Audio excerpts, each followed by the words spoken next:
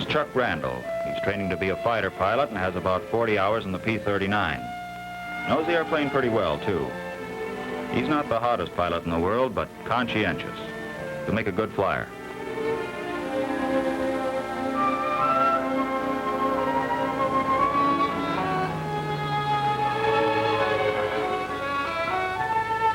Here's another of the boys. He has about as much time as Chuck, but a little different approach to his flying. For one thing, he didn't spend much time getting to know his airplane. It finally caught up with him. Coming in one day, his battery went out when the gear was only part way down. It was a funny thing, too, because the battery and generator had just been checked. Well, it meant emergency operation of the gear. He went through all the motions. It didn't feel right at all. It cranked much too easily. It didn't seem to be engaging. Reason? Well, he didn't wait to find out. He had other plans.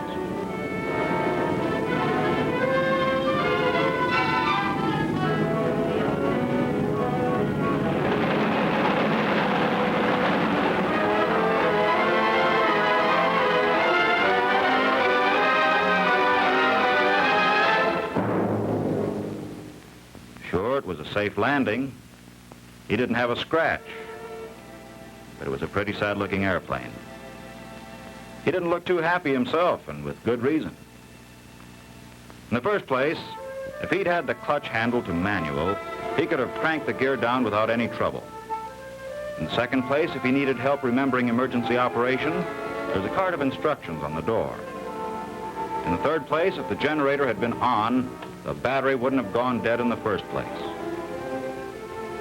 The moral of that story is, know the airplane you are about to pilot. Now, flying the P-39 is not a lot different from the advanced trainers you've been flying. It has more power, it's faster, and it's very light on the controls.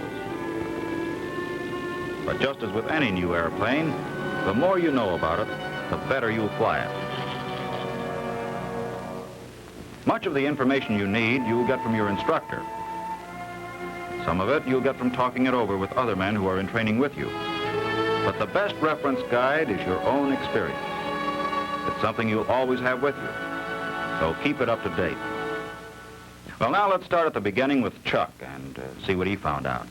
What do you say, Chuck? Okay, sir.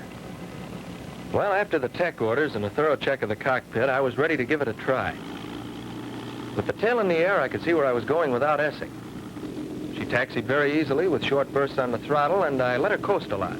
Didn't have to use much brake. Getting her in the air was all right. As a matter of fact, it was fun. I'd never flown that much power before, and I was surprised how easily she handled. But I hadn't never landed a tricycle gear job before either, so I guess I was a little uncertain about bringing her in. I could see I was coming in pretty fast, and there wasn't going to be enough runway. So I gunned her to go around again. I knew the fellows were watching, but I figured I could live that down easier than messing up a nice new airplane. Then I brought it in again. Landing instructions said it was just like landing any other airplane, and I took them at their word. I rolled out of the turn at about 140, lowered my flaps, and established a steady glide at about 130. This is how it looks to the slow-motion camera. I came in over the end of the runway at 110, leveled out and got the airplane in a conventional three-point landing attitude. I set her down on the two main wheels, holding the nose wheel off the ground with a slight back pressure on the stick. I found that I could hold the nose wheel anywhere from a few inches to 2 feet off the ground and still make a good landing. The airplane rolled straight down the runway, and I applied the brakes intermittently to lose speed. We don't roll up the flaps here until we park, since there are no stones to damage them, and there's less chance of hitting the wrong switch. How was the first flight, Chuck? Have any trouble? No, sir, it was okay. It was a lot different from what I expected. I guess you can't believe everything you hear. Depends where you hear it. You can pick up a lot of information from hangar experts, all the free dope you want on any airplane, and they always have it on good authority. Well, to get on with Chuck's story, he was over the first hump, but that was only the beginning. He still had a few things to learn about flying the airplane. And aside from the cockpit, there was a lot he wanted to know about the airplane itself. It's good background. Might come in handy someday.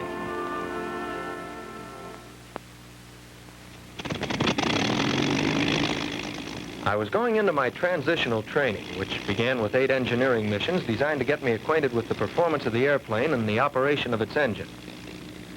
I was flying a Model N airplane and knew from the tech orders that if necessary, I could take off with 52 inches and 3,000 RPM, which is rated takeoff power. But in training, with the airplane making 8 or 10 takeoffs a day, we're instructed to keep it down to something less. Actually, it's possible to take off with as little as 35 inches. When I had sufficient altitude, I retracted the gear, and when I was up to a few hundred feet, eased back to 35 inches and 2,600. The going was smooth, and it sure felt good to be flying again. But I wasn't ready just yet to sit back and enjoy the scenery. There were a couple of things I had to keep an eye on. The press-stone temperature was under control. Oil temperature was about 70 degrees. Okay. Oil pressure about 70. Fuel pressure, okay. And I had enough airspeed, which is always a good thing to know. They say altitude is like money in the bank, and it's one thing the government has no objection to hoarding. Besides, when you're new to an airplane, it's an especially good idea to have plenty of space underneath you. I was on my way up to 10,000 feet. When I got there, I settled back and tried a few coordination exercises. In rolling into a turn, I found that very little rudder pressure was needed. You want to treat this airplane like a lady.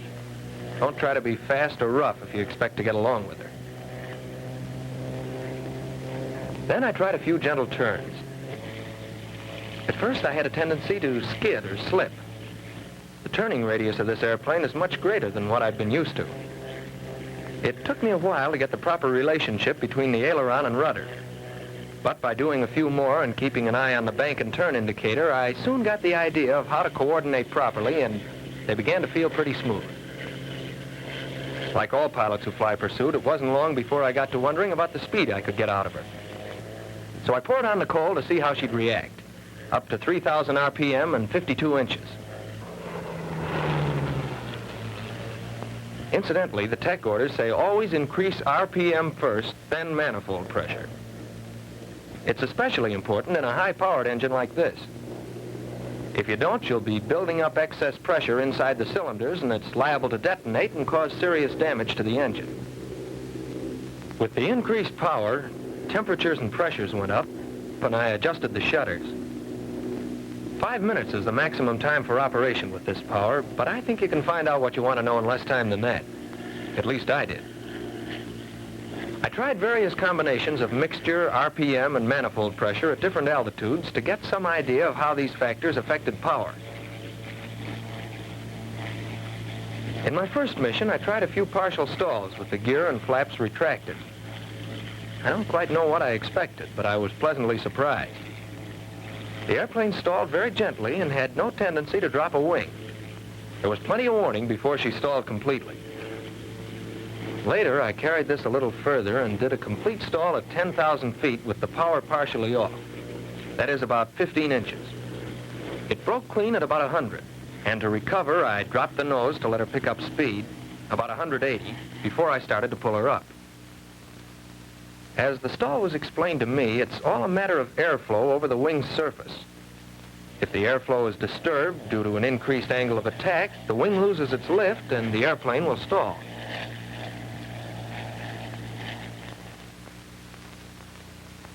When the airplane approaches a stall, turbulence begins at the roots. And as this section begins to stall, it causes a shuddering. The tail buffets slightly from the effect of this turbulent air. The stall progresses outboard and gradually affects aileron control. Just before the stall is complete, the entire aileron becomes ineffective. In recovery, the ailerons regain control before the wing is completely unstalled. So when you first feel aileron control returning, don't let it fool you. Don't start to pull up until you have sufficient speed. Later, I tried some partial stalls with the gear and flaps extended.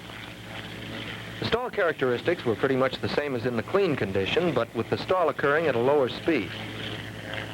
With the power reduced, I pulled the stick back gently until gradually the stall point was reached. After she began to shudder slightly, at about 95, I eased gently forward on the stick. I let her pick up some speed in a shallow dive, about 140, and eased her back level. Knowing stalls is a pretty good way to get the feel of any airplane, so I practiced until I was sure of it. Then, with the gear still down, I trimmed the airplane for an indicated airspeed of 150 and tried some gliding turns for practice and landing approaches. I figured it'd be a good idea to try them first at a safe altitude where there were no traffic problems, and I could concentrate on getting the knack of a properly coordinated gliding turn. I knew that speed was important, and I didn't let it drop below 130. At first, I'd go beyond a medium bank. A steeper bank is all right, but it's easy to skid, and I wanted to be darn sure I didn't pull her in too tight. It wasn't long before I was ready to hang one on the beginning of a landing. I kept some power on and didn't cut the gun until after the turn. I could spot my landings pretty well now. Whatever uncertainties I'd had at first were cleared up after I'd made a few more.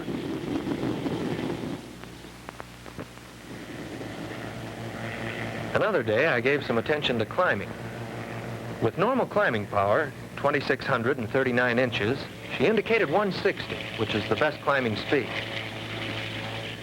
Compared to the trainers I'd flown before, this baby really climbed. At 12,000 feet, I put her in a dive. I'd tried a few before, and this time I wanted to get up to 400. I hadn't trimmed for the dive, and I found that I needed left rudder and some forward stick pressure to follow a straight flight path. At about 7,000 feet, I started to pull out very gradually. It didn't matter so much how fast I was traveling, just so I took it easy in the pullout. In a dive, the greater the speed, the more gradual the pullout has to be. I still had a lot to learn about the airplane, and flying tight turns was a good way to do it. It helps to develop the feeling for the airplane, which is so necessary for combat flying. It's important to be in full control at all times, and so it meant working up to them gradually. As I went along, I reefed them in tighter, and pretty soon was pulling them in almost to the stall point. I was making the turns as tight as I could without stalling out. There was a definite change in the feel of the controls just preceding the stalling condition. I could feel a buffeting on the tail, and the whole airplane shuddered. I got so I could recognize it and was able to prevent a stall by relaxing back pressure. Occasionally, I'd let her stall some, but it was easy enough to recover. The airplane unstalled quickly, and full control returned immediately. The speed didn't matter so much as the tightness of turn. The tighter the turn, the higher the speed at which I stalled out. I practiced tight turns on a number of missions and got to be pretty sure of myself, and probably a little careless. Because during one, I guess I must have pulled her in a little too tight. The airplane stalled, and I didn't relax back pressure quick enough, and I spun out of the inside of the turn. It caught me unawares, and it must have been a couple of turns before I started to recover. She responded promptly. I decided to check up on spins, and this is what my instructor had to say. In this airplane, a spin is an irregular gyration going first slow and then fast in an oscillatory pattern. The first move, when you're aware you're in a spin, is to close the throttle and go into low RPM. As soon as the direction of rotation is established, bring the stick full back, apply full rudder with the spin, and hold until ready to recover. When the airplane comes to the slow part of its gyration, apply hard opposite rudder. A moment later, move the stick full forward and apply ailerons against the spin. As soon as the rotation stops, usually about 3/4 of a turn, it'll begin to recover in a steep dive. Neutralize all controls and wait until the airplane picks up speed and feels normal. Then gradually start to pull up, and recovery is completed. In the P-39, as in most airplanes, a spin is easily and quickly recovered from, if not permitted to progress too far. I was familiar with the feel of the basic maneuvers and could coordinate each of them pretty well. Next, it was a matter of combining them, and the Lazy 8 was a good way to do it. It's a valuable maneuver for developing coordination, since it involves motion about all three axes of the airplane at the same time and through a wide range of speeds. I started them from cruising, pulling up in a bank not more than 70 degrees at the steepest point, with a minimum airspeed of 160 at the top of the arc and not exceeding 300 at the center of the 8. When I could do a good job of these, I felt I was well on my way to mastering the airplane. Next came the two-plane element, flying with my instructor. We talked it over first on the ground and checked on signals. We took off individually and got into formation in a gentle turn. In loose formation, we climbed to a safe altitude. At 10,000 feet, I trimmed out the ship and pulled up into formation on signal. Keeping it fairly loose, we tried some gentle turns. I was flying on the inside and found that at first I had a tendency to over-control.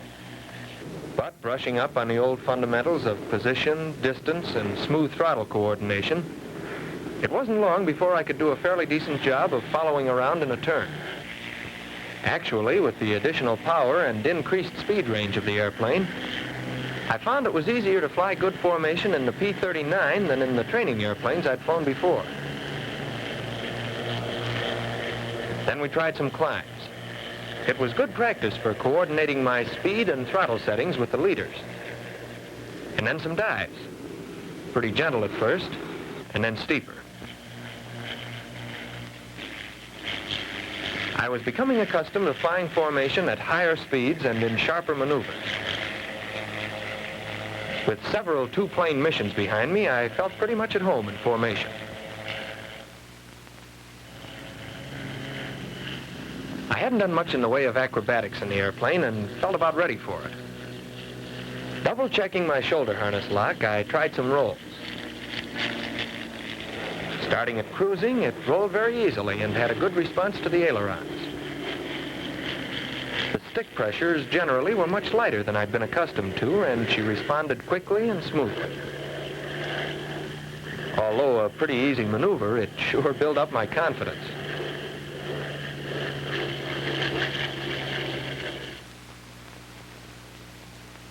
Then came loops. During this maneuver, the airplane flies through two speed extremes. High at the beginning and end, and low at the top. Trimmed for cruising, I applied left rudder as I pulled up. As the speed decreased, I relaxed rudder pressure. As the airplane continued up, I applied right rudder. On the downward arc, as the speed increased beyond cruising, I relaxed right and gradually applied left rudder. Straight back on the stick fairly hard so as to maintain sufficient speed to carry me through at the top. Nearing the inverted position, I relaxed back pressure slightly and stretched my neck backward as far as possible to see the horizon when it appeared. I could use it as a reference in keeping my wings level. Then on down and around. After more acrobatic practice, I felt I could handle the airplane in all attitudes and was confident in trying my hand at more advanced maneuvers. Something my instructor said helped. With proper instruction, you should feel no apprehension about attempting almost any maneuver. And you'll find that very often fear of the unknown is removed by deliberately doing what you're afraid will happen.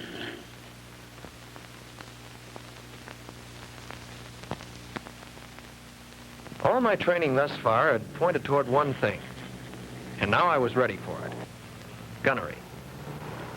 These planes are built around their armament and are equipped to deliver a lot of firepower.